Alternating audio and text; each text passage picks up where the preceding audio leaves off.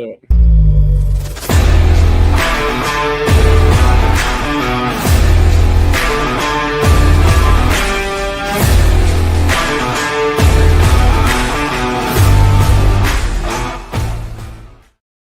All right, all right, all right. Welcome to another edition of the Best Damn New York Power Hour here on Best Damn Sports. I'm your host for tonight, Ash. We've got Peter, the baby squid man himself. I know he's feeling a little down, but we also got not Jeff, aka Luke. And incoming is the Prince Man himself.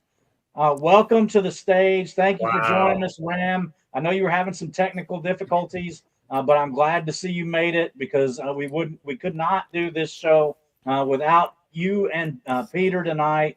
I know this is a devastating turn of events with the Pete Alonso news going to the Baltimore Orioles. Kind of caught me off guard. I did not expect that at all. This is a guy that, in my opinion, should have been a Met for life. And this is like one of those spots for me that Steve Cohen has really failed the franchise in this regard. Like, very few players are those type of players that the fans want to see like become a player for life in their organization and are as beloved as Pete has been. And so this is like a layup for him to just re-sign, even if he declined with his abilities in age over the next couple of years, the fans would have given you a pass on that. They don't give you a pass on not re-signing him. So I will turn it over to you, Ram, to get us started on this. But I guess I kind of went on a monologue already, but take it away, Ram. Yeah, I think I'm gonna leave the being upset part to Peter because I was sitting there thinking about it. I was thinking about the conversation we were having earlier, in the Discord about like business and the franchise, and and the aspect of business. I gotta say, you guys are right. It makes sense, right? Why would the owner do anything to make the fans happy? In terms of business situation, it makes sense. We know how they looked at Pete Alonso. We know that they last year when he was on the market, they really did not look to keep him. They didn't want to keep him necessarily. They treated him as he was the last possible option, and it was only because he was there that at the end, coming off a down year, that he was available for the Mets to pick him back up. But coming off a good year, there were a lot of people who told me that I shouldn't have expected Diaz and Pete to stay with the Mets based on the way that Stearns values closers, first basemen, declining assets, or risky assets in that way. And I guess I just didn't expect it to go down that way. And that's a tough one. I spoke openly here about the fact that, speaking for myself emotionally, we don't get many of these like homegrown Mets that stick around for a long time type of thing. The Mets haven't been a franchise in my lifetime that's really good at that.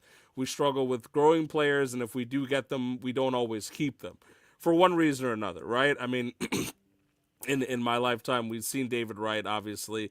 Jose Reyes left before he came back, and there's also some other issues there. But Brandon Nimmo, who was one of the longest tenured guys, he's also gone now. Jacob DeGrom was our superstar who was gone too. So it just seems to be the lesson is that you can't really expect these guys to stick around too long.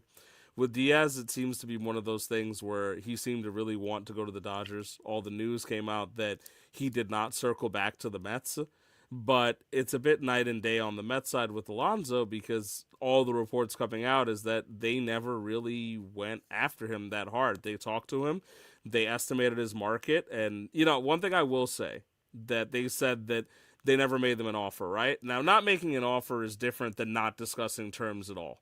So I know that the terms were discussed. I know it came down to the fact that they said, all right, we're not going to give 150 to Pete Alonso. I would have liked them to do it. But as a fan, I would have liked them to do it. It would have made me happy as a Mets fan, particularly. I would have, especially watching him break the club record for home runs. I felt like this was a guy that you should have prioritized keeping, because even if it's another lost season going ahead, because the Dodgers might get to reach ball and just shit on everybody, right? At least you get Alonso and you get your guys and you get to find moments to enjoy the season. So I think like even in retooling moments, you have to have emotional threads to be able to hold on to for the fans. And it's a tough one, not only because it's Alonso, but because it comes right on the heels of losing Diaz the day before. So it's a lot. It's a lot to fathom in terms of like you go into this thinking, okay, we're gonna keep some of these guys, right? But Nimmo, even if you weren't emotionally attached, has also been here for a long time. So these are the new look corporate Mets. I mean, this is the move. It's got to be business. We're not paying for declining assets. Apparently, we're not paying for fan favorites. We're just going to put the money where they believe it's the best use of value. And that might actually lead to a better team, which is the psychosis of it all. But at least in this moment, it sucks because I still would have wanted Pete for 5 years. I would have wanted Diaz for the 3 years. It's not like they got gargantuan contracts that I think made no sense at all.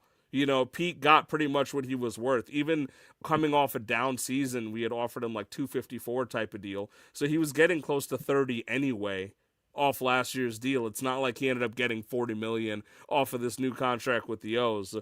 I'm I'm happy for him. I'm happy he got paid. I just really wish for this one they would have turned off the robot and turned off the profit margins and just kind of made an emotional decision. This definitely affects fan sentiment. And fan sentiment is in the tank right now.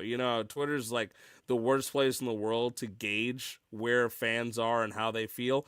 But if you browse, I mean, they are in the tank right now as a Mets fan base. This is the lowest they have been probably since the day before Cohen took over, if I'm being honest.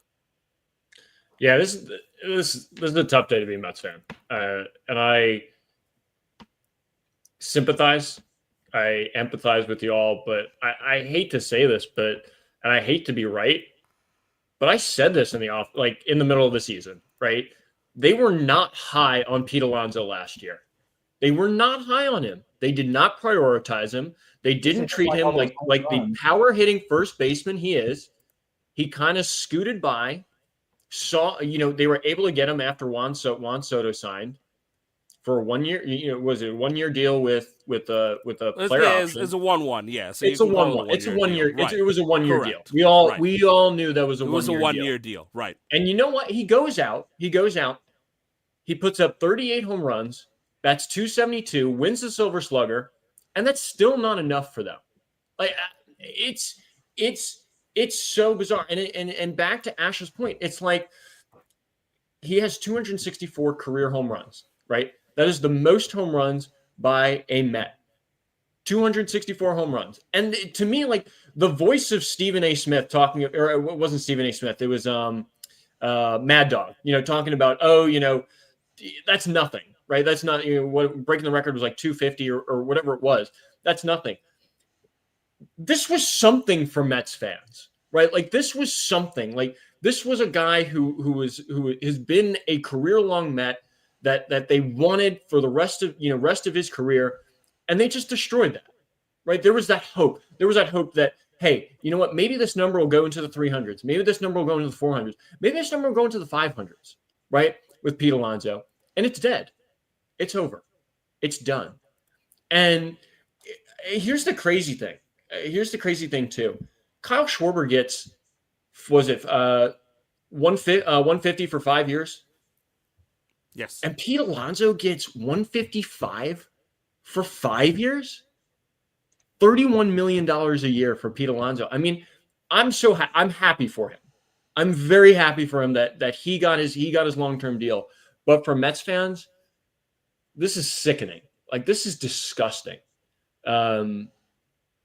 I don't know. I feel for y'all, and from an emotional perspective too. I know we've talked at length on this podcast about how Ram, Peter, and we met for the first time at a Mets game, right? And the first game that we went to, we watched Pete Alonso break the Mets home run record, and I don't know. It becomes a little bit lessened for me. I don't know how you guys feel about that. Peter, how you doing, buddy?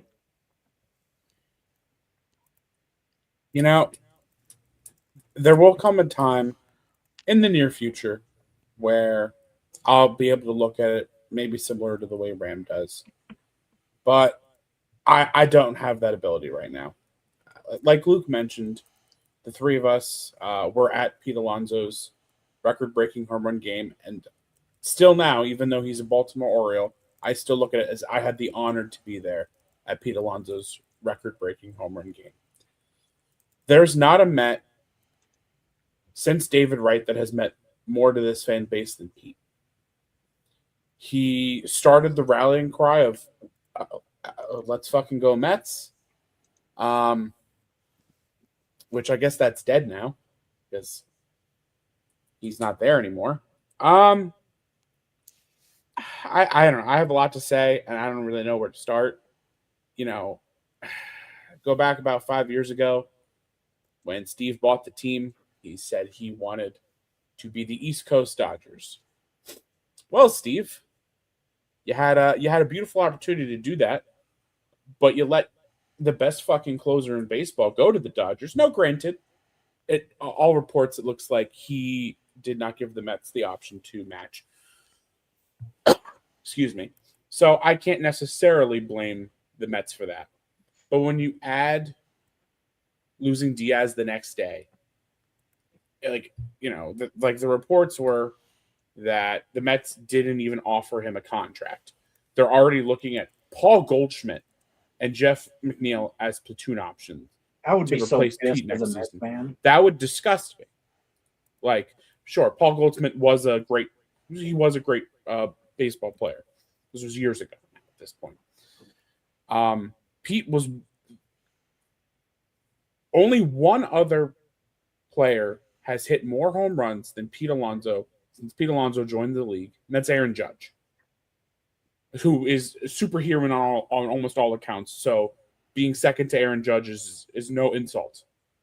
You're a great power hitter. And because David Stern's projections can't go past a third year, he refuses to give any player that's a little bit older any semblance of a long-term deal. There's a lot of things to be worried about for next year. As of right now, if the season started tomorrow, which granted, there's a long off season, Ron Darling, he put it best. You're now basically paying Juan Soto $50 million a year to walk 150 times a year. There's Lindor there. There's Lindor there at leadoff. Soto second. And you're just going to walk Soto 150 times. It's going to be great. Can't wait. Also, ironically, today is this day in, I think, 71, the Mets traded Nolan Ryan. So it's just a really fun day in the history of New York Mets lore. Yes, December 12th, December 10th, 1971. McNeil's now the longest tenured Met. Isn't that fun, guys? The guy that everyone loves is our longest tenured Met. This is a fucking this feels like a fucking luxury tax move. Like Ram was saying, are we trying to get under the luxury tax? I can't understand why you don't re-sign Pete. It makes no fucking sense. Even from a corporate perspective, you know how much money you're going to make on all those Pete Alonso jerseys and all those. When he broke the home run record, I bought a fucking home run record koozie. I don't even drink beer. I bought a koozie. You did drink a lot of beer that night, though. Oh, okay. Well, number one, the koozies came out. Wasn't that $5 a beer night? It was $5. It was $5 beer night. All right. It was Miller Lite. But okay? No, I feel so bad because and this is funny because the people, you guys were around for it, but the people who are listening were not around for the discussion. But this is kind of the sentiment of why I was getting frustrated earlier when we were talking about the business side of the teams in the Discord. Is that for me, if you look at the books, I guess signing Pete Alonso doesn't make you much money because otherwise it would make sense, right? So it's kind of a tough one for me because I see what is going on. I just don't like it. I think that's the best way I can put it. Can you explain it to me then? Because I have no fucking clue. Let's even go back to last year, right? Again, and doubling down on the fact that Luke was correct in talking about the fact that we saw the way they looked at Pete Alonso. Because Stearns was around for last year, right? We saw that they looked at Pete Alonso and they said, we don't care, right? But look at it in other aspects, too. Think about the way that Jose Iglesias was the Mets last year, right? Iglesias that was going to be my next point. Yeah, that's what I was going to bring up. That, Jose Iglesias became, a reggaeton star and made a song, and the rallying cry of the Mets was, OMG, and it was fun, right? There was legitimately, the Mets were fun the year before. and turn around and OMG was a thing. The gay grimace Mets were a thing. Like, it was all a meme and fun, and it was one of the more enjoyable seasons I've ever had as a Mets fan. Not even just because of the fact that we made the playoffs, but just because of the fact that it was lighthearted and loose, and we enjoyed that, right? So, but then Iglesias, even though he performed above average to be with us, right? He didn't perform badly besides the emotional side. He performed well. There was never any interest of bringing Iglesias back to the Mets, right? Yep. If anything, they might have taken a team-friendly minor league situation, but they didn't care to turn around and bring back Jose Iglesias. And again, that's what I'm saying. I see it and I don't like it, right? Because I would have thrown the million at Jose Iglesias and said, yeah, be my backup infielder next year, because clearly the vibes are strong for this Mets team, and that goes a long way, right? And the difficulty with guys like, so Diaz, you've heard it from a million people, and again, not to say that I like it, but there was no inclination Stearns was going to overpay for a reliever. I think the fact that he took Devin Williams was the fact that Devin Williams came in a discount in his head. Again, do I see it? Yes. Do I like it? No. Right? And it's the same thing with the conversations we've been hearing in the offseason. They're going after Cody Bellinger. Why are they going after Cody Bellinger? Because they find his defense to be a premium. He has positional flexibility, and they think that he'll play well in Citi Field. But the David Stearns is full of shit. Because what did he hammer home on his closing press conference and still in press conferences since? Run prevention. Congratulations. You just lost the best closer in fucking baseball. Yeah, but that might not even be his fault. That one might not even be his fault. All reports came out of that saying that the Mets expected Diaz to come back. I think they expected him to turn around and offer, like, give them a chance to match, and they didn't get one. And if it makes them look stupid, it makes them look stupid, right? But all intents and all the reports say that they expected that Diaz would turn around and come back to the Mets. Apparently there was a miscommunication because they were surprised when they signed Devin Williams. I guess he expected to hear from the Mets in terms of their plans for the Williams-Diaz bullpen. He didn't hear from them, so he thought the Mets weren't interested. Miscommunication, handled badly. Can I blame him for that? Yes, I can. I can blame Stearns for that. You know, do I also think it is kind of a tough thing to hope that the Mets would inform you about every single move they're going to do as a player when you're not on the team? It might be stretching it a bit, right? So, like, I can see both sides of it, but if he didn't want to be here, he didn't want to be here, and I can't get mad at him for that because I'm not mad at him. Yeah, it is what it is. But if it comes down to a miscommunication, that's where I can get mad at Stearns. I mean, yeah, I would have appreciated if you went out to Edwin Diaz and said, I'm signing Devin Williams and I intend to sign you. What is the contract you want? Right? And the fact that it turned out to be that he's over in LA now, maybe because he feels like he got, you know, by the way, I've heard the stories about the fact that the Diaz had been flattered by the fact that the Dodgers, who had his brother there for a bit, talked about how nice their organization was after they DFA'd him after like 3 weeks. I think that's horseshit, and it really actually cracks me up where they're like, oh yeah, his brother was there with the Dodgers, man. Like, oh yeah, Edwin Diaz needed his brother to be with the Dodgers for a couple weeks for him to know the Dodgers are a good organization. You're right, that's great reporting. Nobody on planet Earth had any idea the Dodgers were a destination place to be until Edwin Diaz's brother went ahead and got over there for a few weeks. But what I will say is I hold Stearns responsible for the lack of communication. And I see Ed is saying something, you know, similar here. If corporate Mets time and they had a miscommunication with Diaz, it shows they're terrible at business. Yeah, I can hold him accountable for that, though. No, I disagree. It is very corporate to miscommunicate with one another. That's unfortunately true. Yeah, Ed, you should be very familiar with that, Ed. No, I mean, I think the organization you guys work for, being very corporate and large, probably never make any miscommunications. Let's not dox anybody. You know, I didn't mention the organization. Let's not say the name. I didn't mention the organization. All right, let's. At the end of the day, I do hold him responsible for that, though, because if it's a miscommunication with Edwin Diaz, I mean, if he's a priority, which he should have been, I do hold him responsible for that. With the Alonso thing, the signs were on the wall, and I just hate it because of the fact that I like Pete Alonso. You know, Pete Alonso means a lot to me emotionally.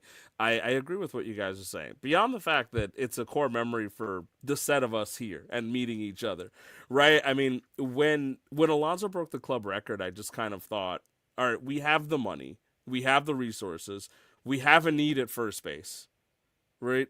It just makes sense that you guys would turn around and say, you know what, maybe we misanalyzed this. Maybe the numbers were wrong. Maybe we can give 5 years to Pete Alonso, knowing that, yeah, that fourth and fifth year may not be spectacular, but he's still going to be, he's ours. He's our polar bear. He's our homegrown Met. He's our record breaker.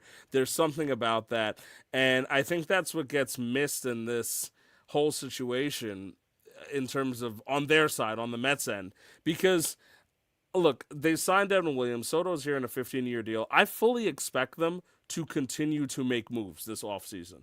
I just feel is like, still early. they're not going to make moves that I like. And I think that's what's going to be frustrating. Where, look, there are options at first base that are affordable, right? There's overseas options in Murakami and Okamoto. I was talking about this earlier. I said this openly in the Discord that I think you're going to see a lot more traction to Okamoto and Murakami. You're going to see a lot of traction to Wilson Contreras from the Cardinals because not only the Mets made a deal with them earlier in the year in terms of with Helsley. They feel comfortable. so well.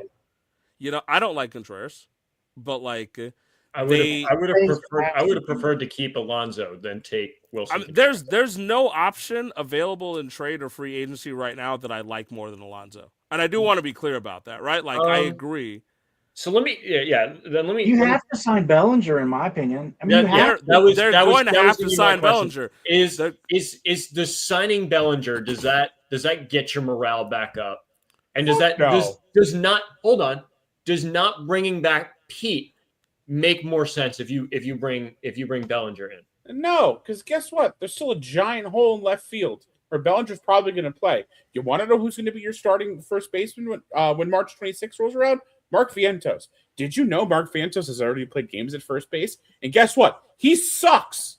He's not even, he's like, all I heard is, oh, Pete's a bad defender. Vientos is worse. Vientos can't play third. He can't play first. And according to last year, he can't hit either. So it's going to be so much fun. I can't wait. I heard Jeff McNeil was also an option, and he's Tim Healy, who's now a Red Sox guy. So for what it's worth, I take it with a grain of salt. But he mentioned that there was talk about like a platoon between Goldsmith and McNeil at first. So I would throw up. Here's my honest thinking on that. In terms of like morale, right? If you roll out like McNeil and Goldschmidt, like that is a absolute that's a shit I think show. That's a failure. That's a true failure. Again, the Mets are trying to be in the upper echelon of teams, right? And having Paul Goldschmidt and Jeff McNeil as your platoon that's not the move.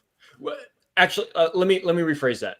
With the rest of the holes you have in your roster, that's not the move. You gotta have some power. I think that's also part of the issue is that we went into this offseason with X amount of holes, right? Like we knew there were things that needed to be fixed. Yeah. And let's say Nimmo for Simeon is a lateral move at worst, a slight improvement at second base. You know, like you swap it off. Let's say it's a slight improvement, sure, right? So maybe we make a slight improvement towards second base and we fix that hole, quote unquote, right? Every other hole is still yet to be addressed. Now, you know, Stearns wants to be the smartest guy in the room. They went ahead and even Cohen's statement was that we have a lot of offseason to build a playoff team, right? And so for the moment, as upset as I am about Alonso, I'm going to take that at face value. I'm going to take it at face value and hope that there is some reasoning behind that. Now, if you sign Okamoto and Bellinger and even Tatsuya Amai, right? And you get another guy like Suarez, right? Because you need a bullpen guy now too, right? If you sign all those guys, I think the difficulty for me and why I struggle as a fan and also coming from a finance place in terms of business is that the two just rarely go hand in hand because of the fact that mathematically Devin Williams and Robert Suarez could probably do better than Diaz's production. We did need another person, right? Mathematically and practically, Bellinger being in center field might be a big deal for the Mets and might be able to cover a lot of ground out there, right? And help out. That could be a big thing. He could bat fine. And Okamoto or Murakami could provide decent numbers at first base with a decent glove, and it would be okay. But morale-wise, which was your question, Luke, which I thought is a good question, it doesn't feel the same. Because, like, how do I don't know what Pete Alonso looks like in another uniform, right? And they need to have a winning Gonna season to find release out. someone. I just I don't know how it's going to take more than a year to get over the loss of Pete Alonso. Like, you won't. Trust me. I mean, like, I'm an Atlanta fan. I still get mad. We have Matt Olson over there at first base. I still get mad every time I see Freddie Freeman do something good. Like, those are the type of players you have to keep, not even just for the production, for the sentimental aspect. Like, this, at the end of the day, you're selling a product, and the people that are buying tickets, they get attached to these guys. And Pete Alonso encapsulated every bit of that for New York Mets fans.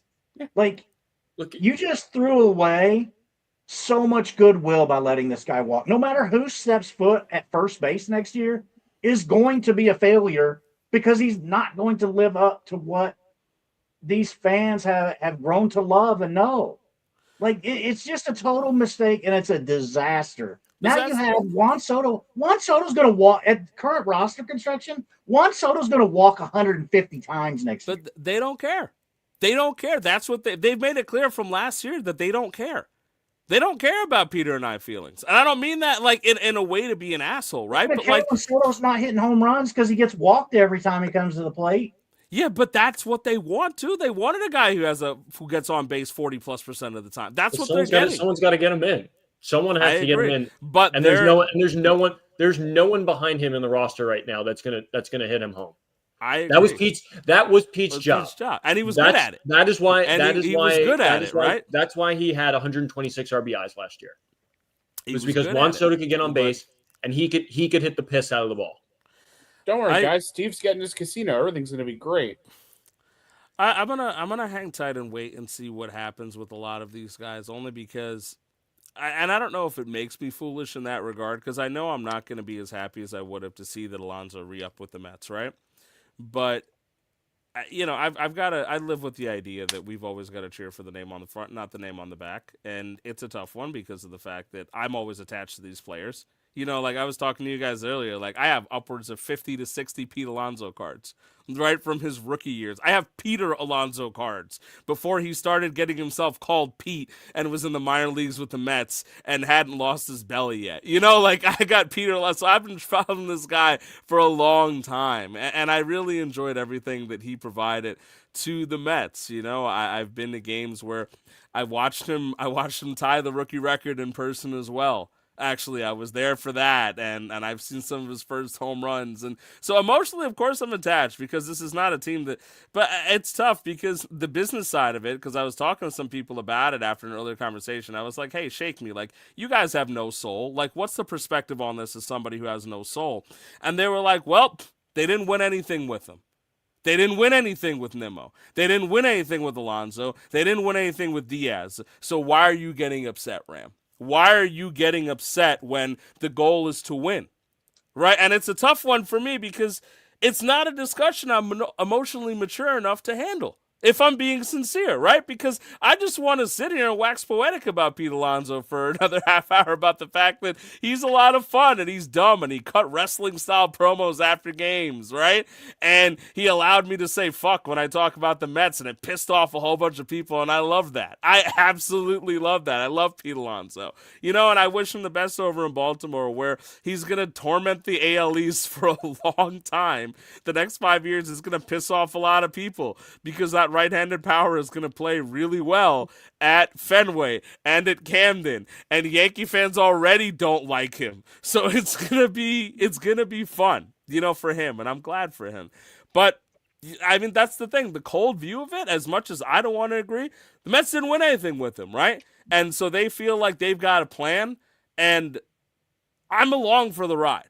I'm stuck with the Mets. I don't get to leave the Mets fandom. I'm inducted into who they are, and I can't leave. And I can be upset about it, but I'm going to have to just sit and watch. Now, granted, I have to be clear, because I am as upset as you, Peter, and I don't think there's anything wrong with you being upset, right? In 2 months from now... I don't think Peter's just upset. I think Peter's hurt. No, but because and I get that. Because, reasonably it makes sense, right? if in 2 months, if we're sitting here and the first base options are McNeil and Goldschmidt, right? And like if there was no push towards Kyle Tucker, we didn't get another reliever, I'm gonna blow a fucking gasket. Because right now the only thing that I'm holding on to is the idea that you're telling me you have a plan and that you're sticking to your guns and you're going to make something happen. You want to bid a playoff team out there again. Cohen literally said today in the afternoon that there's still time in the offseason to build a playoff team. So I'm comfortable with the fact that he didn't say rebuild or any kind of bullshit. They understand the nature of what they're doing. But you need to put actions to words. This is the low point of the season, right? No, Diaz and Alonso are gone. The word rebuild cannot exist if you paid that much money for Juan Soto. I agree. 100% agree. You are stuck creating a contending team for the next 8 years. Yes, actually, however long you have Juan Soto. However many fucking long. I agree with you. Yes, 100%. That is not acceptable. There should be no discussion. I even shudder at the idea, some people were telling me, oh, the Mets are retooling. And I'm like, no, the Mets shouldn't be fucking retooling. Because you signed one. I agree with you 100%. That's one I stay very firm on. You gave almost $1 billion to a player to be here for 15 years with no trade and to make your team better. You do not sign a cornerstone generational player like Juan Soto and start rebuilding the next year. Yeah, you don't even fucking retool. You need to commit. So, again, in 2 months, if we've maybe signed Tucker or fuck Tucker and we end up getting Cody Bellinger and we get Okamoto and we get Suarez and we get Amai or like another arm and there's still a genuine effort to move this team in the right direction, the morale won't be there, but I can breathe. Right, because you're telling me you have a plan to build a winning product, and I have to follow along because I have no choice. I'm not watching another team for now, right? But if we're here, I mean, just the fact that we're seeing the idea that internally they float around McNeil and Goldschmidt, I mean, I think that's horrible news. That's really stupid because that's not an option you should have for the Juan Soto Mets. And I say that because I agree with exactly what you said. You already needed more power in your lineup, not just right. Like you're not taking Goldschmidt and McNeil. This needs to, and you need more pitching. So the point is I guess I'm going to see. And even if it's funny because you could have Murakami come over here, Luke. This is still off your original question, but because it's a really good point, right? You could have Murakami come over here and hit 40 home runs. And I still won't enjoy it as much as if Pete hit 30.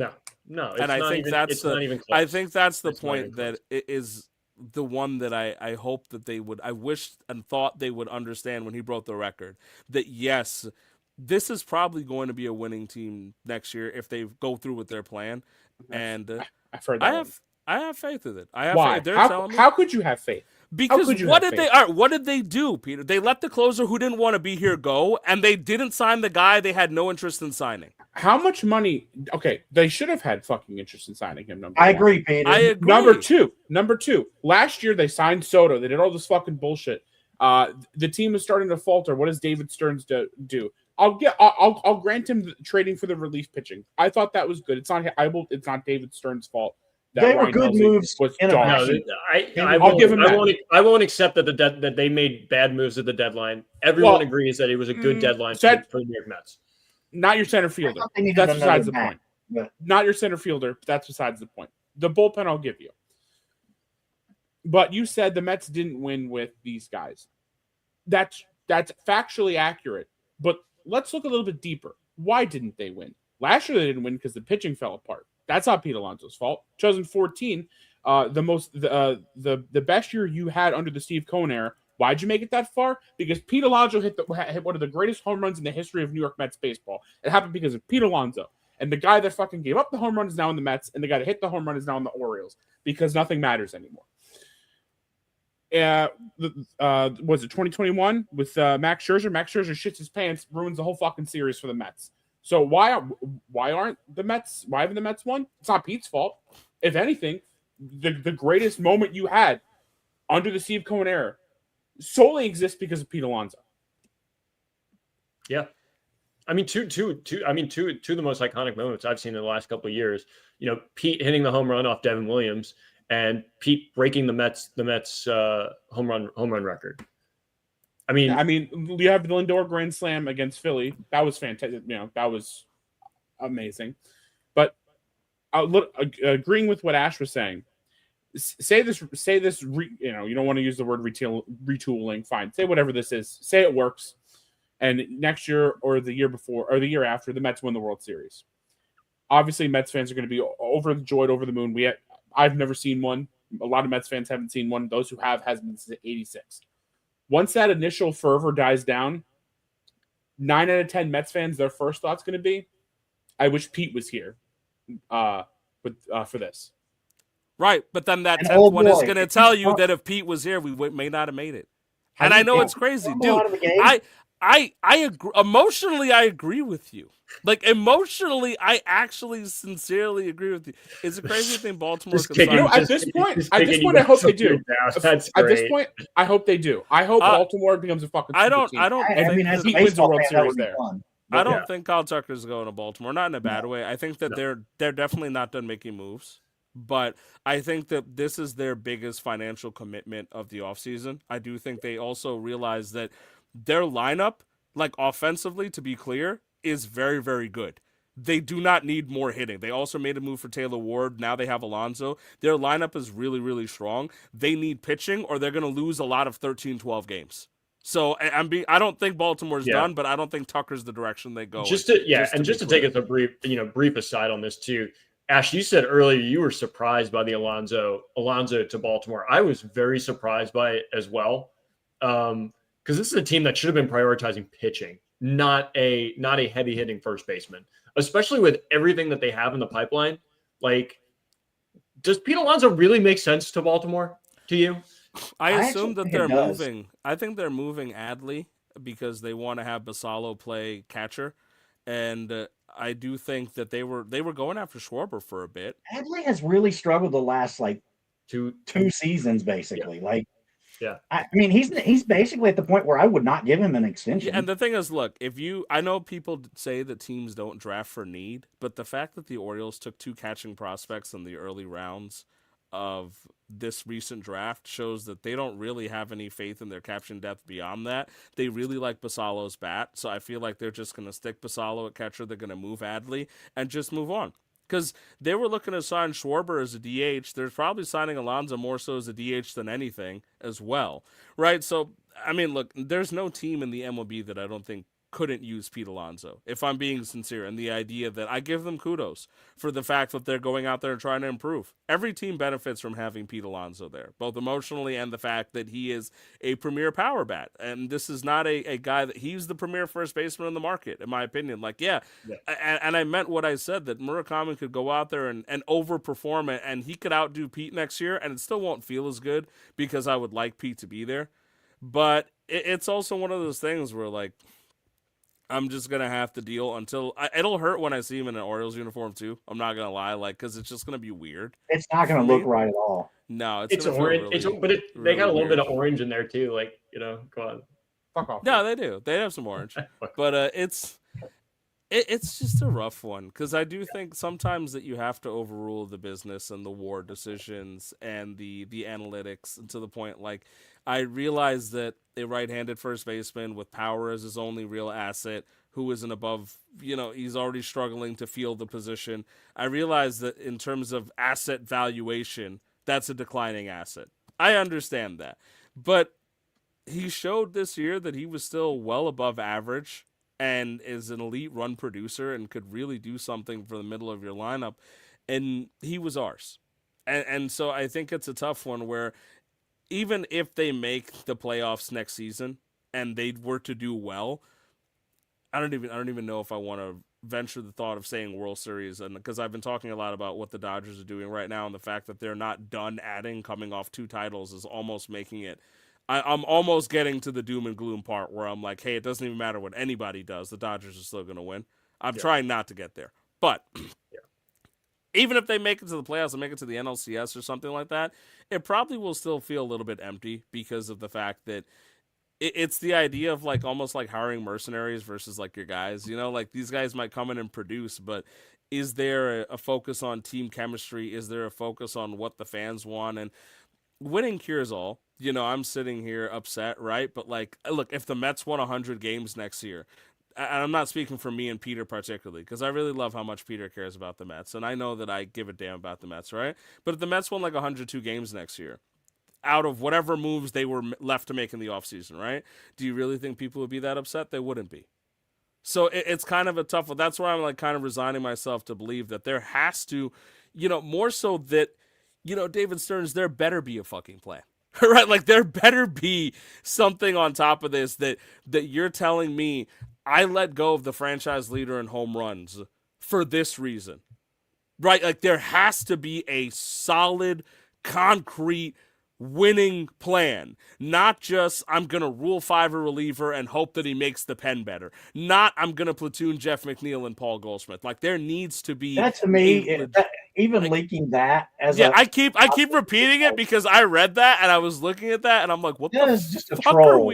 what are we doing? I'm like, do you hate the Mets now, Tim? Like I almost DM'd him and I was like, Tim, we were friends. I read the post as garbage rag for you because you reported well on the Mets. How dare you bring that evil on my house? How dare you mention that's not even if that was leaked to you, you know what you're doing by putting that out there. Nobody wants to hear Jeff McNeil and Paul Goldschmidt, but I say it again because I think McNeil's going to move too, honestly. But clearly, emotional attachment is not their game.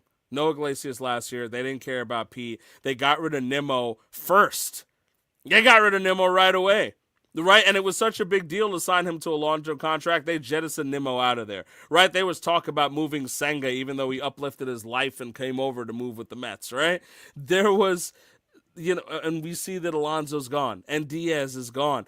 Clearly, they're not prioritizing emotional connections. They're just going ahead to what they think is going to make them win.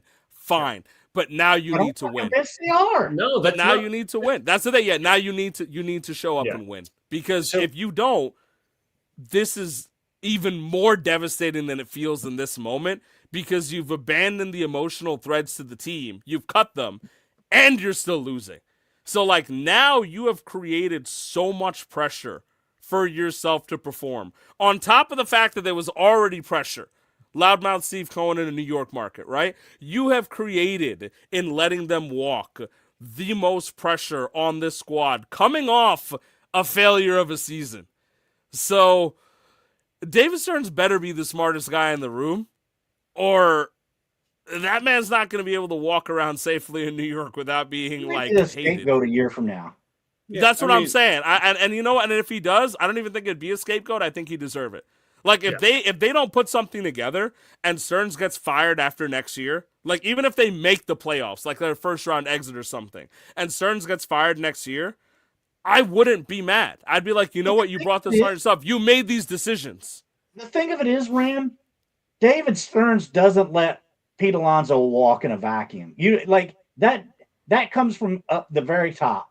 Like you are not just letting him walk without ownership approval. I'm sorry. I don't know. I think Steve. I think Steve got a huge dose of reality when the worst team money. Remember that the worst team money could buy. Mets already tried that. Steve already tried that. It did not work. I think he has a lot of trust in David Stearns, and David Stearns in Milwaukee did a fantastic job on a limited budget. I don't know what the fuck's going on now.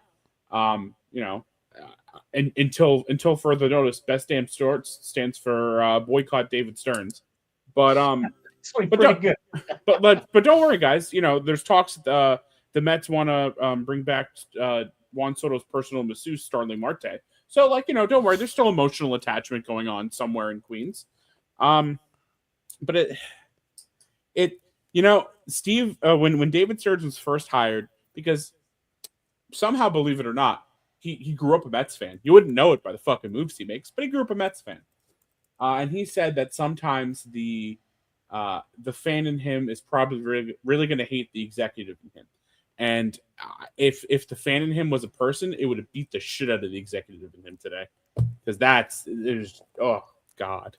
Yeah, I thought about that quote this afternoon too, because I remember him saying that the fan in him would hate the executive in him. And I'm like, yeah, but you grew up a Mets fan, but you didn't grow up in Queens, buddy. Because if it was a Queens fan and you that grew up, you would have put yourself in a rear naked choke and knocked yourself out. Like this is not, it doesn't work the way that you think it does, man. Like it's tough because this is what as you mentioned, the longest tenured Met on the team is McNeil. They've already been rumored to try to move McNeil, right? This could be like a whole new branded team next year of guys that we don't even have like emotional attachments to, right? You might have like Okamoto over here at first. I mean, outside of you and Brett Beatty, which is deserved. Brett Beatty's probably playing third, right? Like what are we gonna do? Who are we gonna get attached I mean, at this point, you he's know? definitely playing third. Yeah, I don't think there's I think Brett Beatty's I don't think there's third. an option out. I don't think there's an option out there at this point. He can play second. He could. No, yeah. Marcus Semien is playing second. Thank God. Well, Marcus Semien might play first base at this point. I mean, no. Can we? Let's just. Quite honestly, I'd rather have Beatty play. I'd rather have Beatty play first than Vientos. I think you could can't count on Mark Vientos to be. You a could probably key part adopt. Of this you could adopt Ash's dog and put him at first, and he'd probably get a better job fielding the ball out there than Vientos would. Yeah. So like I understand the fear, especially with the fact that Vientos forgot how to hit last year too. It's not a fear, Ram. We've seen it. There's someone big on Mets social media on Twitter and TikTok, Casey at Bat. She put together a TikTok video of his at bats. I almost threw up. It was disgusting. Like it's sometimes him fielding at first base. It was disgusting. But I got to hear as part of the reason why the Mets don't want to re-sign Pete long term is because his defense is poor at first. Fucking better than that by a country mile. Yeah, or even a Queen's mile. I think it's also one of those things where you can't, as much as there are metrics for it. I understand there are metrics for clutch and things like that. Sure, I don't think you can really accurately analyze and state the impact a player like that has not only had on the team on a day-to-day basis, but in specific moments. I mean, you guys are right. In the Cohen era, the most significant moment for the Mets has probably been that Pete Alonso home run off Devin Williams, right? And he has also been one of the best performers in the majors since he has come up. He's been one of the most prolific power hitters the game has seen. And if he hits 30 home runs for the next 5 years on average, right, he's going to easily eclipse 400 home runs. And it would have been nice to have a 400 home run hitter with the Mets, right? A guy that actually, the Mets have never had anyone hit 300 home runs with them, let alone 4, right? And it should have been Pete. It always should have been Pete. And I think that it's absolutely a huge misstep in that, and I want to be clear when I talk about this stuff that as I'm trying to make sense of it, it's not me at all thinking it was the right decision, right? I need to be really clear that I don't think it was the right decision. I think this is one of the grandest missteps that David Stearns could have made. And for me, Alonso is worse than Diaz because fine, I will accept that relief pitching, as much as I think Diaz is the best closer in the league and I would have wanted him to stay, and I think it should have been a priority for him to stay because he's shown he can handle New York now. I can understand the idea that you might say we can pick up a Suarez, we can pick up another guy for the pen, and we will figure it out because if something happens to him like it did before in the WBC, we were in trouble, right? If we pinned all our hopes on one guy, fine, maybe. It doesn't make me happy, but I can see it more with Diaz. But with Alonso, where is my immediate... Bellinger's not going to replace Alonso. He's probably going to be in the outfield, and even if you put him at first, he's not a guy with that type of power threat. He's a power hitter, sure, but he's not Pete Alonso. So what are we doing? What are we actually doing? And I hate to say it too, but it's got to happen soon. I mean, you've got to make... Do you have a move for Skubal in the works? Do you have a big move? I mean, I understand that to the robot, David Stearns, and to the robot part of Steve Cohen, emotions and PR don't really matter to them right now. But realistically, things aren't looking great. I mean, you need to do something to quell this over. I mean, the only thing the Mets have going for them is the Yankees can't get off their asses and figure out a move while the AL East is actually doing something. Right? That's the only thing they have. I was talking to some Yankee guys today, and they're like, our biggest move this offseason was signing Ryan Yarborough. I don't think we can talk shit to the Mets fans either. Like, nobody, it's one of those things. The AL East is getting a worse for the Yankees, and I don't mean that just towards the Yankees. The AL East was probably the toughest division in baseball last year, and the Red Sox did bolster their rankings a little bit. The Orioles are now making moves on top of Pete Alonso, right? It's not going to be fun for the Yanks next year. I mean, to pivot off it for a second, Luke, I will ask you then, right? I mean, it's got to not be fun to see that the Red Sox have made at least a move, right? The Orioles look to be adding further than Pete Alonso. It's going to make it harder. I mean, I can't imagine you've looked at the Orioles as much of a threat beforehand, and I don't mean that in a bad way. It's just that they've always kind of like sputtered out when the going got tough, right? But this could be a different year for them. I mean, it's like I said earlier, their hole is in the starting pitching, and they haven't made any investment in the starting pitching this offseason. Right. Until they start doing that, I'm sorry, I'm not afraid of the Orioles right now, especially with how much they're sputtering on their pipeline. They had their window, and I'm sorry, they absolutely screwed the pooch on building a team. They built way too many. They were way too bat heavy in their pipeline. Did not make the moves to get pitching when they had those opportunities, and they didn't do it.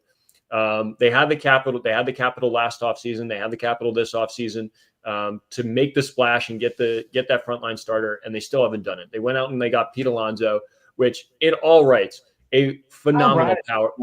What? Kyle Bradish is a 1. Maybe, if he's healthy. I might go on the limb. I might go on the limb and defend Bradish. Season, Baltimore staff actually was really good. Trevor Rogers was looking like Trevor Rogers from a few years ago. Kyle Bradish has performed pre-injury and to close the season like an ace. Now, you can argue whether Dean Kremer is a viable number 3, whether Cade Povich should be in the rotation. I think that's where it falters out. Right? I think it's where it falters out. But the other thing too, Ash, is again, we're talking about Kyle Bradish who has injury history. You're talking about Trevor Rogers who has injury history, and then you're turning it over to Cade Povich and Dean Kremer. You moved away from Grayson Rodriguez. He's a solid innings eater type of guy when he's healthy. I'm not looking for an innings eater out of my number 3 guy. We're not talking about the front. The front is fine with Kyle Bradish, and then as long as Trevor I think they need more. I think they need more than that. I think they need a Freddie Peralta, or they need like if we're talking the AL East, right? A Boston team that has Garrett Crochet, who finished second in MVP, just picked up Sonny Gray, also has Brian Bello. I mean, those are 3 solid guys I want to turn to. The Yankees are the same way. Max Fried, Garrett Cole, Luis Heel. I would say Schindler is really good, and even I would say I think the Orioles the Blue Jays just got Dylan Cease. Right. I mean, these are stacked rotations, and then you turn and you're like, okay, well, Kyle Bradish is fine. Trevor Rogers is fine. 2.45 fit last year. That's an ace material. No, I agree but I don't think Bradish is the point of contention. I think they still need another significant arm. They need to compete in that division. They need a Peralta, or they need to make a big acquisition for an arm. And I think Peralta's the one that makes the most sense. We don't know that they're not going to do that, but I think they will. That's what I think. I'd be worried, and I agree with Luke. All I'm saying right now is the way that they're constructed right now, their rotation is not good enough to keep up with the other teams in the AL East.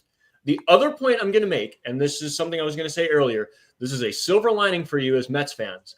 The last time the Baltimore Orioles made a huge investment in a heavy-hitting first baseman, it totally flopped. Don't say that. It's not going to make me feel better. It's not going to make me feel better. I want you to do well. I want you to do well. I'll never understand what the hell happened there, by the way. What, with Chris Davis? Yeah, because he refused to change.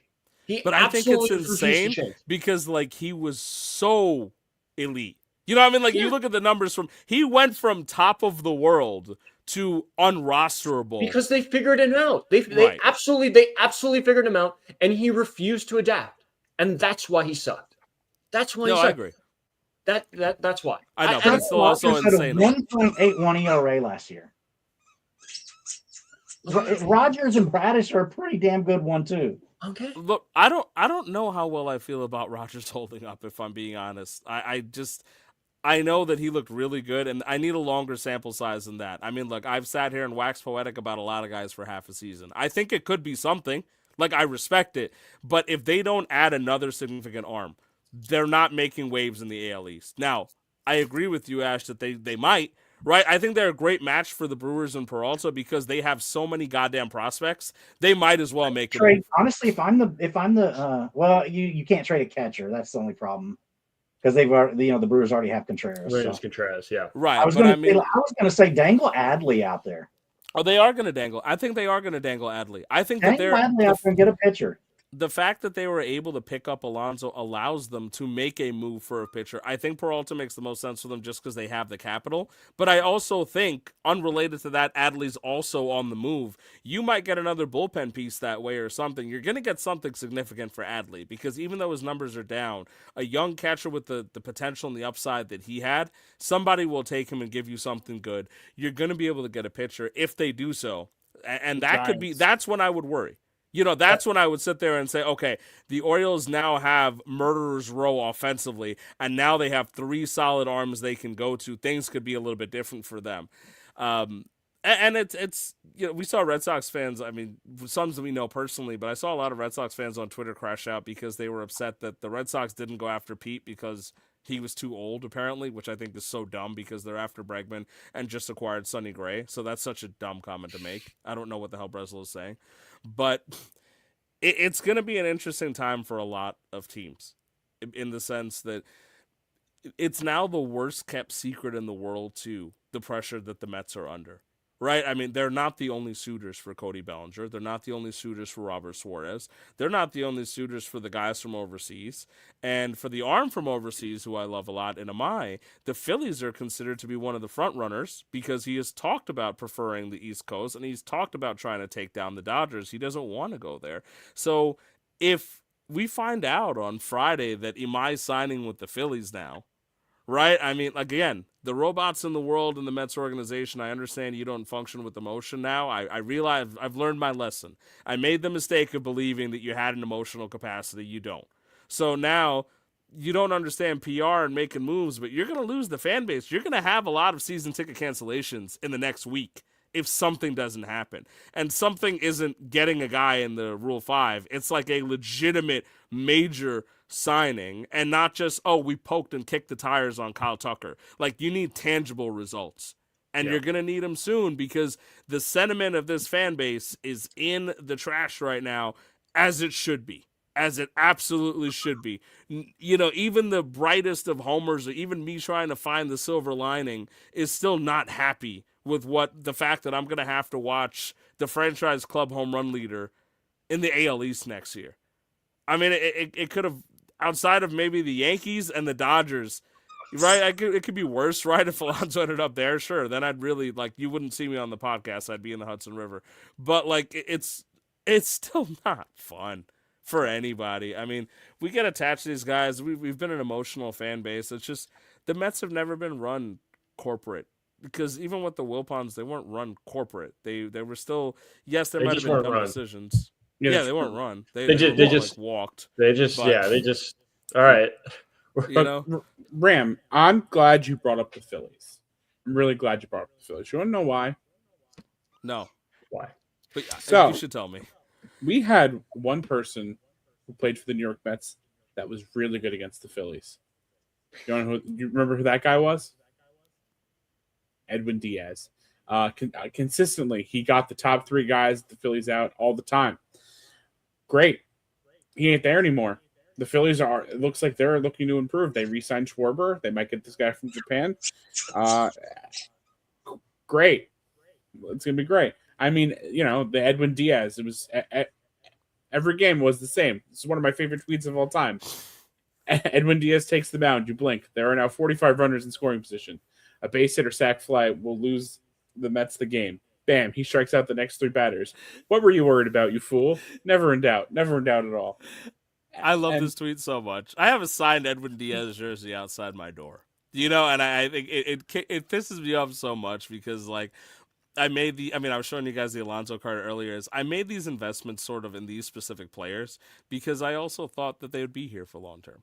I thought Diaz would be here another 4 or 5 years till the wheels came off, right? And I was hoping for it. Like, that's why I got the Diaz jersey. That's why I have the Alonso cards and stuff, because I'm like, stay with us. I want that. I emotionally, illogically, against all the numbers, wanted that so badly. And having the discussion about it, enough people told me, hey, don't get your hopes up. Alonso's gone after the year that he had. Watching it actually happen, I think, is a pain in the ass.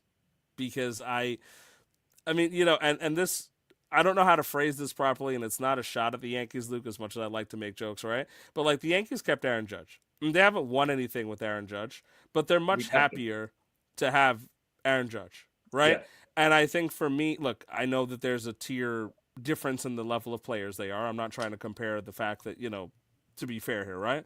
But I look at it a lot like that. Like, if Aaron Judge went to the Giants, even if the Yankees got better somehow out of it, it would still have been a bullet to the heart. And it would have really sucked because of the level of player he was. Absolutely. And although Alonso is a tier down for the Mets, and yes, the Yankees haven't won anything with Judge, but I guess what you're saying, he's in terms of the fans, he's on the exact same tier on what it means. Yes, and he'll get criticized, day by day for everything, right?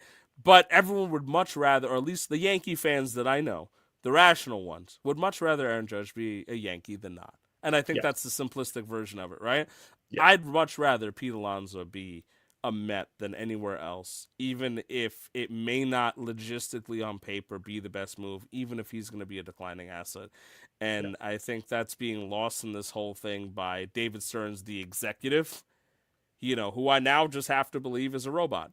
And it's fine. That's how I'm going to refer to him going forward, because that's how he operates. Because I felt weird even last year with like the sense of us not looking to bring back Iglesias, because I'm like, hey, that made sense. I mean, he did well with us, and he was clearly a heart of this team. Why don't we value these things? Why aren't we valuing chemistry? And it's crazy because now it makes me feel like, with Nimmo gone too, I feel like the old guy calling into WFAN that's like, what about chemistry? What about like morale and the way the team cares about each other? But it's the truth, right? Because this isn't a numbers thing. This is just for the sake of the organization. This is a guy you should have probably gone on a limb to try and keep, regardless of what the numbers said, because of what he meant to the fan base.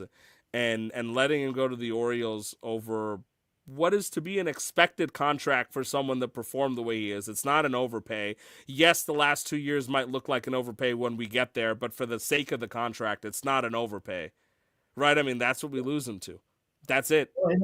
The other thing that you're going to have is like whoever that next bat is that they sign. Like, say, for instance, if they went out and signed Kyle Tucker. We've always talked about whenever guys come to New York that there's more pressure on them than any other place they played. Right. So then if that next big bat isn't just like and pardon the baseball terms, but like if that's not a grand slam home run, then everybody's going to hate that player. And that player is going to be, I mean, everybody's going to have immense more pressure on that player than other guys. Yeah. Because you have to fill Pete's shoes at this point. Yeah, you're going to be having to fill those shoes, and like the fans are not going to like you, even if you're just average.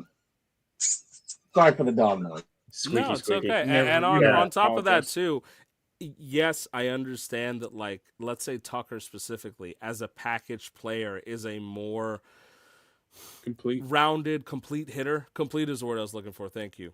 But I mean, in terms of strict power, you don't have the options anymore. Because even Murakami, who I know is a 70-grade power guy, could hit a bunch of home runs, is no guarantee to contribute power in the way that he did in the NPB over here. And so you've given up. You can't replace Pete with a prospect. You can't. And so, and even I know that they're. At that point, you might just throw Ryan Clifford out there, right? And they're not throwing Ryan Clifford out, right? And I know that they like Ryan Clifford, but even if you like Ryan Clifford, even if you love Ryan Clifford, even if you're Ryan Clifford's dad, there's still not a reason to not have Pete Alonso play first base for the Mets next year. Yeah, and I don't know, man. I think I have one last point on this, and I think we've taken up a lot of time on the Pete Alonso, and rightfully so. I mean, this is big and devastating news. even for me, and I'm not even a Mets fan, right? Because this hits me as a New Yorker, right? Like Pete is a piece of New York, you know. Again, I'm a Bronx guy, I'm a Yankees guy, and I still feel like as a New Yorker, something was lost today. So I mean, rightfully so to spend all this time talking about it, but I do want to give one final point, and then I think really just a last question to just kind of transition us. But you talk about the comparison to Aaron Judge leaving, right? And I don't think I have to give any foreboding on how scary it is to start moving towards these corporate moves instead of making emotional. But there is a New York use case on this already, and it's the New York Rangers, right? This is a team that asked themselves the exact same question you asked before, Ram, which is, are we winning with these guys? And the answer was no. And so they constantly go in this cycle of, I'm going to trade Ryan Callahan. I'm going to trade Ryan McDonough. I don't know why they just like trading Ryans. I'm going to trade Barclay Goodrow. I'm going to trade Chris Kreider. I'm going to trade Jacob Trouba. And here we are in 2025, a team with no identity, right? And that's my fear with the Mets right now, is you are just moving players out with no emotional attachment, and this team has no identity anymore, right? The only thing that you can identify now, and this is scary and it's only rumored, but the only identity you have now is that Lindor and Soto are at odds with one another, right? Like, these are the only things that people can talk about, right? Not the Jose Iglesias who comes in and becomes the glue for the team, right? That really pumps the guys up. Mind you, bats over 280. I think he might have been close to 300. He was batting for the New York Mets. Like, insane numbers for the amount that he was getting paid, right? The emotion that Pete Alonso brings to the team, the dorky, just, I love being here. I love, I just love being a Met kind of fandom. You lose that, right? You lose that, and you just are totally chipping away at this team's identity that was on an all-time high 2 years ago. And it's just, I feel like the Mets have just totally disappeared today. Totally disappeared today. I agree a lot with that sentiment and the idea that, peak vibes for the Mets were the year prior. And Peter and I have talked about this. I think Peter has actually said this a lot during the podcast, that might have been the most fun he's ever had as a Mets fan, right? Yeah. And that wasn't a World Series year. That was not a World Series Mets team. And I've seen the Mets winning or even making, right? Yeah, we've seen them make the World Series. That wasn't the year, but that year was objectively a lot of fun for the majority of people. The vibes were good. And the identity from that team has now been eroded. And I agree with you. My biggest fear looking ahead to the corporate Mets is that right now, and even with acquisitions of talent and people that will perform on paper, these Mets don't have an identity. Yeah. So I guess, so my last question, my last question for the Mets fans here. I'm not going to go and say that the offseason is abject failure, because it's still early. But I think this is an absolute fair question at this point. If the Met, and I know the NPB names have been thrown out, and I see them more experimental, maybe they work out, maybe they don't work out. If they do, great. If they don't, whatever, right? If the Mets don't sign Cody Bellinger or Kyle Tucker, is this offseason an abject failure for the New York Mets? It depends what they do with their starting pitching. If you're going to trade for someone like Terrence Skubal, I'm going to have a hard time saying it's an abject failure. Like we said, and look, you've pretty much been saying this. You said since, I don't know, midway last year, the Mets have a lot of holes. Yeah, and a lot of them are in pitching.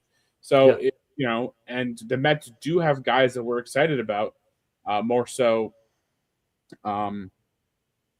Right now in the hitting instead of pitching. Well, even with pitching, Tong's probably a little bit of ways, but he's still there. Sprout, McLean looks like he could be a guy too. So, but they're probably a couple months, maybe a year away from being legitimate. Like, you want them there all the time. So if you if you can sign and trade for a guy like Skubal, it certainly puts you David Stearns on the path for forgiveness. But like I also said, like it's the corporate thing that doesn't super interest me either. Like Luke, you're a Yankee fan, and this is I guess I'll pass the question to you real quick. You're a Yankee fan. Ever since Hal Steinbrenner has started talking about the Yankees need to be fiscally responsible and we need to run on a budget. What have you done? Nothing, right? We I went mean, to the you World, made it to the World Series we went once. to the World Series. Yes. Okay. And I'll say this, and it goes back to my point is for the first time in a very long time as a Yankees fan, this team feels like it has an identity, and you can trace it back to the fact that they brought Aaron Judge back, right? They trust in him, they like his vibe, and they want guys with his vibe, right? That's why you bring in a guy like Jazz Chisholm, right? That's why you have a guy, that's why you had a guy like Juan Soto on your team, right? I don't know. I feel like it's much different feelings between the Bronx and Queens right now. It's almost like it's flip-flopped at this point, right? 2 years ago, it was very corporate, buttoned up Yankees, and it's not your father's Yankees anymore. And these Mets are not the gay grimace Mets anymore, who's has Huck Tua throwing out the first pitch. This is we're serious. Yeah, everyone's got to be clean shaven. We're showing up in suits every day. Like, it's not cool. Like, it's just not the cool Mets anymore. I'm really proud of you for not saying that it was because they added Trent Grisham, by the way, because I know Ash is still listening, and I know that your mind was thinking about, hey, we added an identity guy. He's you know what? He's far enough from his mute button that I probably could have gone away with it. Yeah, I thought I saw your eyes, and I was like, he's thinking about it, but maybe not. I was like, So to answer your question and to kind of double down on what Peter was saying, I think right now for me it comes down to 4 names. So, and Bellinger and Tucker, Skubal, and Tatsuya Amai, right? And I consider Amai to be a high-end acquisition, but it's really Skubal or Tucker, right? Because if all we did the rest of the offseason was add Imai or add Bellinger, it would still feel like a failure. Yeah.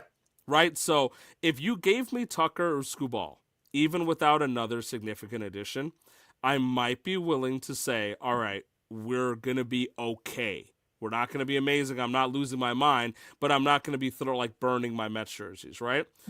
And if you give me Bellinger and Amai, it would have to be on the heels of also getting, Suarez, Okamoto, like multiple additions because you want the mid-tier route. So there are, to answer this, I suppose, in the proper way, there are multiple routes where I could still consider this offseason not a failure.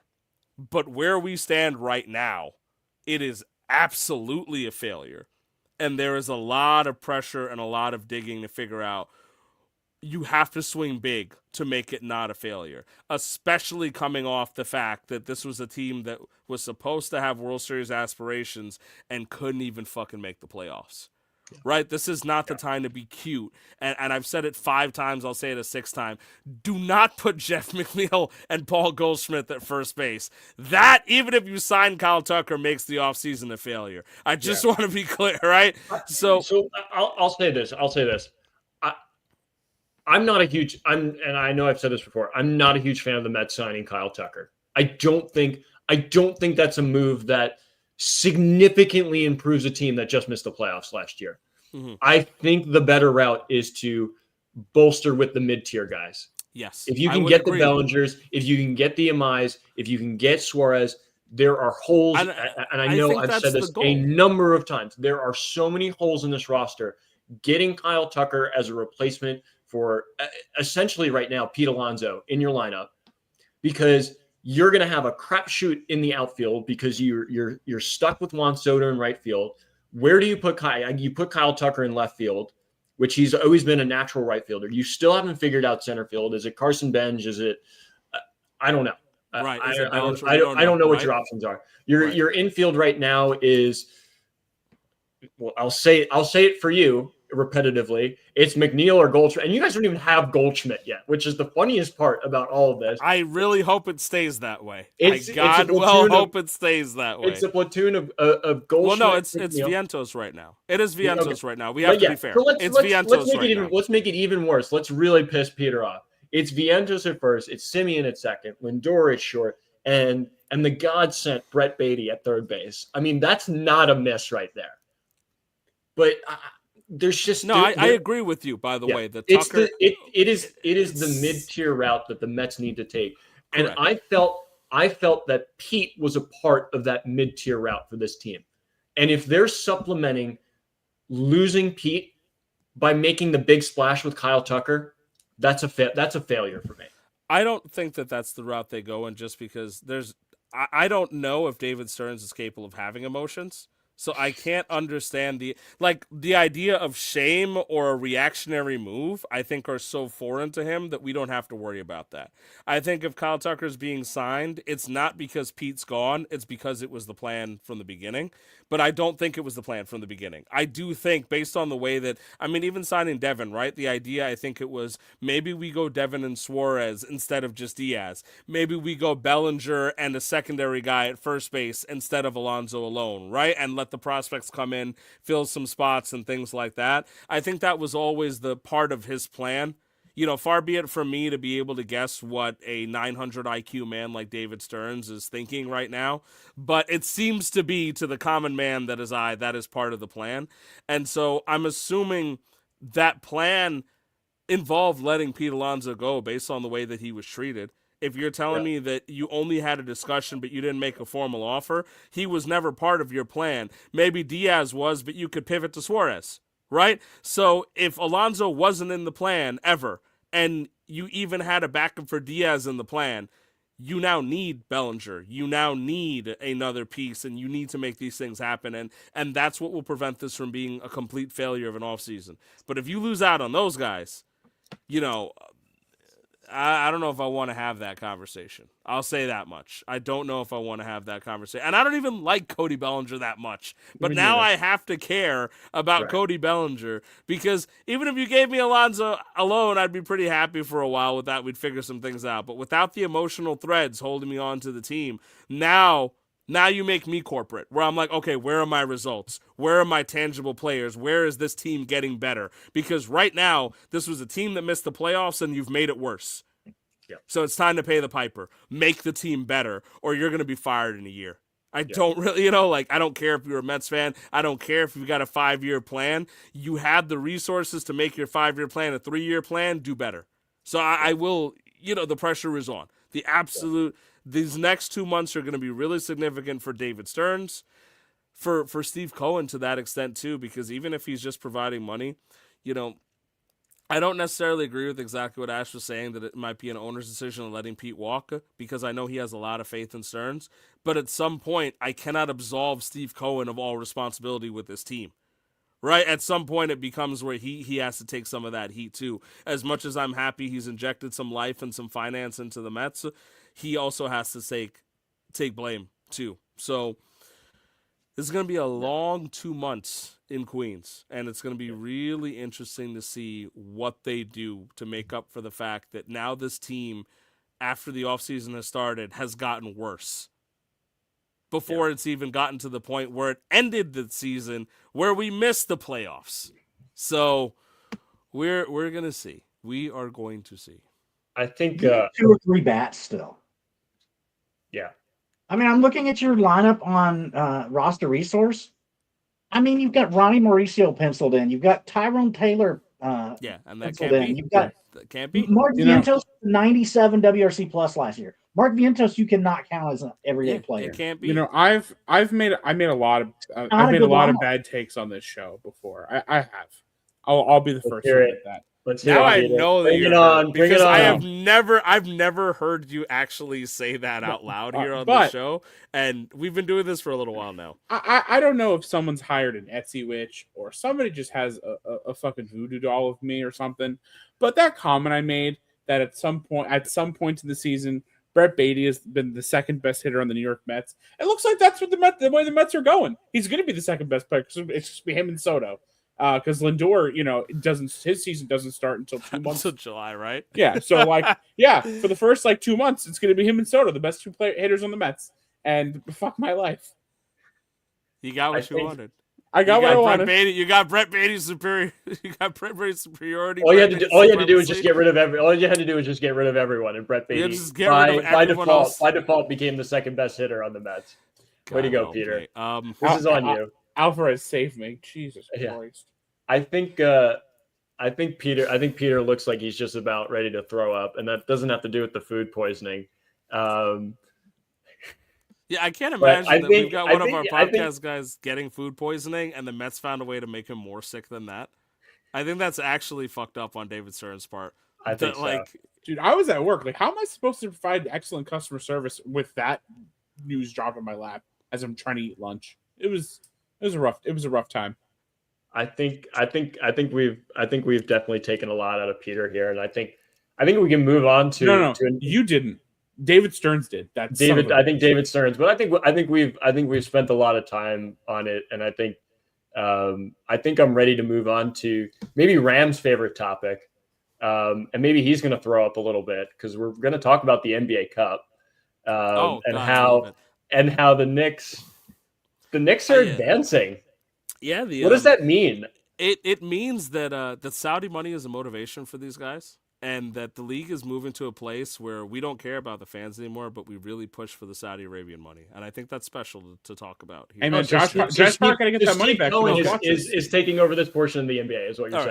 Right, so let me give you some actual stuff that's a little bit more lighthearted. Josh Hart's been put into the starting lineup for the Knicks right now. Deuce McBride is dealing with an injury, so we've seen a lot more Josh Hart. Since then, the Knicks' offensive rating has gone up. They are 8-1. They are 8-2 in their last 10 games and are now 2 games back of being the number 1 seed. The Pistons right now hold that, so they've got 2 games up on us in the Atlantic Conference. And on top of that, they are in the further semifinals of the Saudi Cup, the NBA Cup. They're going to be playing the Orlando Magic in that semifinal game, and they've got a good shot to win. I mean, the Magic have beat them earlier in the year. Apparently, the Magic are like the thorn in the Knicks' side this year, but I'd like to think they're going to adjust because they've been playing really good ball. My personal feelings about the interjection of the Saudi Arabian money to the NBA Cup aside, it is good to see the Knicks play basketball at the level they're supposed to. I mean, we went into this year with the Knicks supposed to be championship contenders, offensive rating-wise, win-wise. They are contenders. In fact, out of the East, if you're betting people, I know most of you aren't because that's degeneracy, right? Like myself, but a degenerate like me might have looked over at the odds for who they think is going to win the championship. And as of recent play, I mean, the Thunder are, of course, the favorites, and the Nuggets and the Lakers are up there as well. But out of the East, the Knicks are the most favorite team to win the finals. And to make the finals would be the Knicks, and outside of that, it's the Cleveland Cavaliers. So the story is turning on them. They're playing good team basketball. Mike Brown is figuring out the Princeton offense. I know we talked about the Giannis stuff, but with the fact that he's going to be hurt for another month because of that hamstring, I think we can safely move that off the table. If Giannis is being moved, I think he's being moved in the offseason. So right now, the Knicks that we see are the Knicks that we get. And if they can figure this out and they can play some good basketball, I'm glad for that much. We'll see what happens as Ash jettisons his dog off screen. So are the Raptors good this year? They were good before they got hurt. The Knicks just kind of took them out behind the shed. But Emmanuel Quickly and R.J. Barrett, former Knicks, I was about to say. I was looking at their roster. A lot of ex-Knicks, and there's one other note I want to make. Sandro Mamu. I'm not even going to finish. Yeah, not even try to finish the rest of his name. Former Seton Hall Pirate. Yes, Mamuk former Seton Hall Pirate. But yes, former Knicks over there, because of the OG Anunoby trade, we sent over Emmanuel Quickly and RJ Barrett, who are both injured right now. Yep. But when they were healthy, the Raptors were actually playing really good basketball early in the season. And I'm happy for that because I'll still root for those guys. I still root for Quick and RJ, and I'm happy for them. They'll probably be back in about a week or so, and I'm sure the Raptors will adjust and go back to playing decent ball. They've got a good core with Scotty Barnes and Brandon Ingram and RJ and Quickly. It was a shame that they missed the game against the Knicks because I'm pretty sure they both wanted to play. No matter what, you always want to play against your former team because Sucks. Matthew Stafford will find out this weekend when he's got to face the Lions again, Yeah. and that'll be fun when Matthew Jared Stafford Goff. has to take the Lions out behind the Jared shed Goff. and kill their playoff hopes. But No, but Ram, it's good for the Knicks that they're making it this far in the Saudi Cup, as you like to say, because Josh Hart got his watches stolen, so he got to make that money back. It was funny. They talked about that actually. They asked Brunson about it after the Raptors game. He's like, there's a lot of guys in the team that make a lot of money. He's like, but there's a lot of guys in the team that don't make a lot of money. And so for them, it would actually mean something. And I get it. I mean, granted, look, to a guy who makes like $30 million, an extra $500K is a drop in the bucket. But to a guy on like a minimum salary who's making, you could probably make more from the Saudi Cup than you do for your contract for the year. I mean, I get it. I get it. It's like winning the home run derby, and the home run derby is worth more than your contract. That is exactly the Pete Alonso syndrome. Oh God! Thanks for bringing that up. Anyway, I'm sorry. It was multiple times right there. It was right there.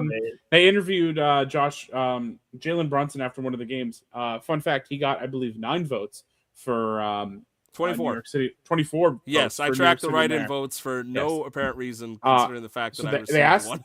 They asked him about it. Keep track of yours. We know.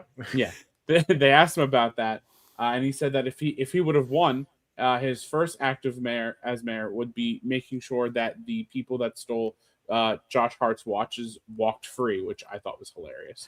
I love that Jalen, by the way, has embraced the idea of understanding that he can be the villain to Josh Hart, and it's okay. Because Josh Hart has tormented him for years. I don't know if I shared this with you guys, but last year one of the funniest things is that they had a Hart and they were on a podcast, and Josh Hart called Jalen Brunson during a podcast. And Jalen was talking, and he was like, hey, this is a good time for you to call, actually. They were asking me about defending me. Like, how would you defend me if you had to defend me? And Josh Hart said it was a little break, and he said, look, I might have to deal with you like faking the ball like 8 times or something like that, and then you might get one by me. And Jalen's like, wow, like you're saying you're gonna like you understand that you can't defend me then, right? That's growth. I'm proud of you. Like it's really good of you to admit that. I'm so proud. And Josh says, well, that's because you didn't hear my first answer at cutoff. And he's like, what was your first answer? And he's like, I'd probably just smack you upside your big ass head. and you could hear his wife laughing in the background, and Jalen goes, it's not that funny. It's not that funny. I'm like, this is, and it's great because like the camaraderie between these guys. I mean, they're the Nova Knicks in a way. You've got Bridges there too. Dante DiVincenzo is rotting over in Minnesota. I wish we could bring him back, but the Nova Knicks are having their fun. This is the best chances the Knicks have had in a long time, and for one thing, I will say they've adapted the Princeton offense so well, so quickly. I don't know if anybody's beating the Thunder, but offensively, they are on fire right now. They're having fun. They're having bench guys like Ariel Hukporti and Mohamed Diawara start playing in point forward roles, taking threes. Like this offense is humming right now for the Knicks. And as much as I will make jokes about it, I mean, of course, I'm hoping that they can beat the Magic and move on to the finals of the Saudi Cup. And let's see what happens. I don't know if the finals are in Saudi Arabia this year. I didn't look. Yeah, because I saw they had to fly out to Vegas for that other game. Yeah. It's pretty much the same thing now, yes. I mean, you can drink in Las Vegas. I suppose women could probably show like more than their forearms as well there too, but yeah, overall, look, the don't make Ash tap the sign. I just think it's factual. I'm under the unless something has changed in Las Vegas, unless something has changed. It's been a while since I've been there because I've never been there. But I like to think that it's going okay over there. This is the next guy's trip, huh? Las Vegas? Well, we got to go to Nashville first. We got to go to Nashville first. Nash Vegas. And plus, we're not going to need to go to Las Vegas because Uncle Steve, instead of building a team, is building a casino right next to Citi Field. So, the casino did get approved. So with that extra money, let's sign some people, guys. No, God, this is gonna be such an annoying news cycle because I really do agree with you, Luke, about the fact that I don't even think Kyle Tucker should be the main goal right now. But God knows if he signs with somebody in the next 2 days, it's going to be just hell to exist and see this news cycle. We got a long set ahead of us. I mean, and I'm as much as this is also half playful, but The Yankees still have not made moves on anything. We've got no moves out of New York, right? I mean, we've got nothing going on there. We had a Rule 5. We had a Rule 5 draft pickup. That was pretty Yes, cool. Yeah. I'm very appreciative of the fact that Ed, although he's not in the Discord, is well aware of my reputation. I think that's very, very important to know. I appreciate you, Ed Ness. Your constituency extends outside of New York City. I think it's important because how else do I improve upon 2 write-in votes for the mayor of New York is to build an identity, something that the Mets apparently are severely lacking in now. Even that, I mean, if Ram is not the corporate Rams. No, I am not the corporate anything. You know, I was the one who informed everybody about Abdul Carter watching porn in the locker room that Luke's girlfriend's sister was so curious to hear about. I was going to say, it wasn't you. It was Luke's girlfriend's sister. No, she heard about something, and I was the one who had to inform and talk about it. She did not mention any kind of watching pornography with headphones off. Oh, she which gave again, me that by the way, you know, for 2 weeks in a row, should be very clear, shouldn't be frowned upon as much as it was frowned upon, in my opinion. But moving forward off that. Yeah, I mean, look, the Knicks are at least fun and a bright spot right now for Mets fans in New York. Thank God we have that, because if the Yankees aren't making moves and the Mets aren't making moves, I mean, I did meet some nice Islanders fans the other day, though. I didn't know the Islanders were a team. That was kind of fun. They were very, very pleasant. Barzal I think they faced the Avalanche and they won 6-3. They were Yeah, it was. I met some Islanders fans that night, apparently, and it was a good team. Apparently, Avalanche are a good team, from what I've told. I only follow Mitch Marner, as we know. So, and just so no one can say we didn't talk about football, the Jets and Giants both suck, and that's all we really need to say. The Giants run a bye. They lost. Yeah, they still suck. No, I will say to the Jets notion, thank God they lost and they realized that like they need to stop overachieving and just take the loss and move towards the tank. As Fernando Mendoza won his game, he won the title game, right? He won the big game, and so his reward is potentially going to be going to the Jets, which just suck. But we will see what happens. I'm still a big Mendoza, the Jets guy. I think he's the best quarterback in this upcoming draft, and I'm glad that the Jets realize that they need to stop freaking winning, because that just can't go anywhere good for them right now. So we'll see what happens. I think the Giants still have a better pick than them, though. The Giants have the number 1 overall pick right now. So maybe they'll just... Yeah, they do. They do. So maybe they can trade Jackson Dart and they can draft Mendoza, you know? I mean, we don't need him that much, right? Yeah. That would be the move. Corporate moves are always the... But I just on the I don't care if he's on the if he's on the Giants or not on the Giants. I just don't want him to be on the Jets, because that's the end. That's the end of Jackson Dart. No. If you're saying Jackson Dart got traded to the Jets, that's the end of Jackson Dart. He wouldn't even have to go that far. He just has to. It's the same home stadium and everything. It would be great. I don't know what it is. I know putting on the Jets jersey. We know what it is. I can't talk about it here. Yeah, no, sorry. Yeah, it just I'm sorry. It just that goes further than the Etsy witches. Yeah, there's emails that we can't talk about. Absolutely. But moving past that, I mean, it's about to be on the topic of football. Fantasy football players are coming up as we're about to wrap up for the night. Are you guys excited about fantasy football playoffs? Do you have any teams that you need to be watching over there, or? No, my team. I fucking suck at fantasy sports. I don't know why. I don't know why I keep doing this. Yeah, you do. I blame Ash, because anytime he invites me to a league, I have to say yes, and I have to come to the realization that I just suck at fantasy sports. Hey, you can say no. I got invited to ABA. I said no. You don't go to ABA. You are. The three of us are in ABA. Why don't you join ABA? You are a much better man than me, and we already knew that. You can take the Mets. The available team is the New York Mets. No. You think I'm taking the Mets right now? Fuck off. We should have done this before the whole Alonso situation, and then he would have jumped for it. God help me. I don't think they have Alonso though in that league anymore. No, they don't. It doesn't matter. It's okay. Neither do the Mets. Neither do the Mets.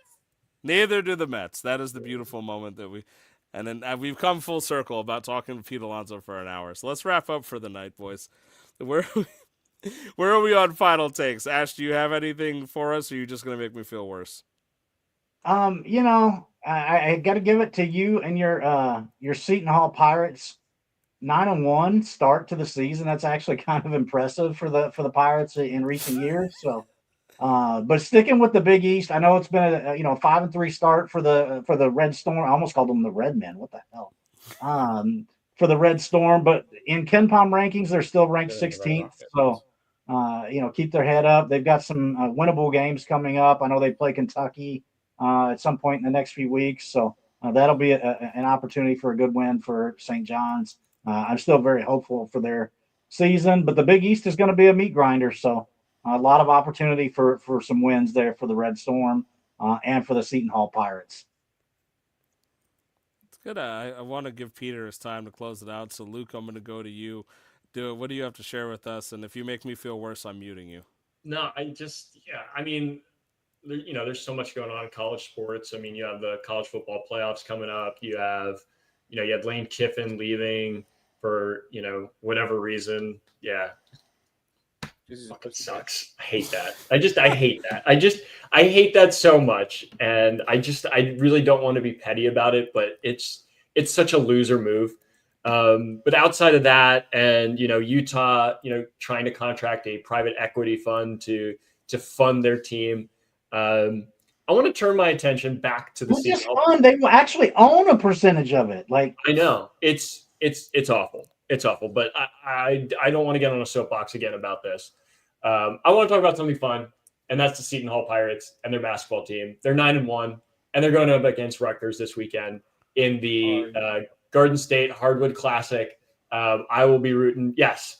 And I'm glad you bring that up, Peter, because I hope that these Seton Hall Pirates bring home the Banana Cup this time around. Go Pirates. Let's take down Rutgers this weekend. Well, my final take was obviously going to be about the Seton Hall Pirates because I live and breathe college sports. But since you guys have accurately covered that already, I'm going to bring something light in the mood. If you do want to know by any chance what's going on here with the Mets on the inside, if you follow a certain guy on Twitter, the former hitting coach for the Mets, Eric Chavez, he posted on Instagram, it's been a busy week for the Mets, and if you have questions, you can ask him. So you did not hate him enough for him. If you're out there and you have some questions and you want some insider information, because Eric Chavez doesn't give a shit about anything that isn't himself, I think the guy you'd probably want to ask is Eric Chavez. So if you followed Eric Chavez, eChavy312 on Instagram, it's time to ask him some questions. He's taken the hard-hitting ones. He's also talked about hating the Mets, and he's talked about the fact that how he feels about Stearns and saying that Stearns is doing his best. So feel free if you want to really entertain yourself and get through the misery of the moment. Reach out to Eric Chavez. This is a guy who's willing to answer your questions, taking some accountability out there. I don't like the guy. I'm really upset that he existed. I'm so sad. All right. That was an off-season win for the Mets. Ram, you did not hate that man enough. I tried to tell you. You didn't listen.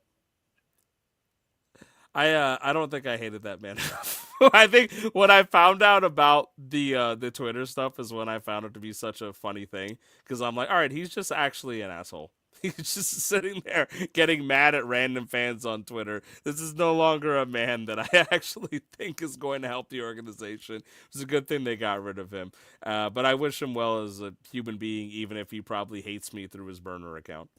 So send us home, Peter. We've been here for 90 minutes. I don't wish him well as any form of anything. I don't really have a final thought. I'm just sad. Look what they did to my boy. They massacred my boy. You can't even show him on the screen. No, he got blurred out because of the fact that look at that. They massacred my boy. Is that Pablo Sanchez? No, it's Pete Sanchez. It's Charlie Brown for Pete Alonso with a playoff pumpkin. Charlie Brown looks a little bit different. Why is he holding beer bottles? Met Jr. made it. All right, listen. Why is Met Jr. making so many beer bottles in Pete Alonso's hands? Eric Chavez is back. There we go. Eric Chavez is back. We can't escape him. Go. Mets fans everywhere, I owe you an apology. You absolutely do, Steve. You son of a bitch. You do owe us an apology. Everything is pointless and nothing matters. And I am always tired, as someone with sleep apnea. I am always tired. And now this bullshit. Everything sucks, and I hate sports. I don't know why I watch it. I've never enjoyed anything ever sports related. You know, Pete, I'm going to root for you in Baltimore because God knows probably not going to have anything to fucking root for in Queens. So go, Pete. There's a league that I joined over the summer with one of our friends, Ty, and one of the introductory questions was like, "Hey, what's your favorite memory like from baseball?" And verbatim, I wrote nothing. Baseball has only given me misery and sorrow, You know, and I stick to that. I stick to that. I said it earlier at the show, and I truly do mean it. I Go believe Napoli. I believe that Borsa. it was an honor watching Pete break the home run record with you gentlemen. It is a moment that I will always remember and always cherish. And I like Ram said, I was looking forward to 300. I was looking forward to 400, maybe 500 if shit went crazy. But Jose ain't loyal. Jose ain't loyal. I will say this as a final fuck you to David Stearns. I bought the cards that memorialized that day to give to you guys as a Christmas present because I was like, this is a nice memory between us. So I have like the Topps version of those cards that I was going to give out, and I'm still going to do it. But now David Please Stearns don't. has made them painful. They're painful now. Yeah. Beat the BDS. You've hurt me. Ban David Stearns. Ban David Stearns. It will make really great Tinder for my fire. Yeah, I'll probably just cry. You guys are so mean. All right. Moving past the fact that nobody is happy and everyone is upset, we're just going to end off for the night here. I'm not happy. Give it a few days until the Orioles acquire Freddie Peralta, Luke, and then you'll join the train. It's okay. We'll figure it out. All right, speaking for Ash, for Luke, for Peter, and myself, we're going to wrap up for the night. Thank you all for listening. As always, thebestdamnsports.com will lead you to our YouTube channel where you can subscribe. And you know that you can find us on Twitter where we live stream our podcasts, and you can also watch the recordings right after we're done. Thank you for your support. Have a good night, hopefully a better one than we're having, and we will see you in a week when we do this one more time for December. Take care.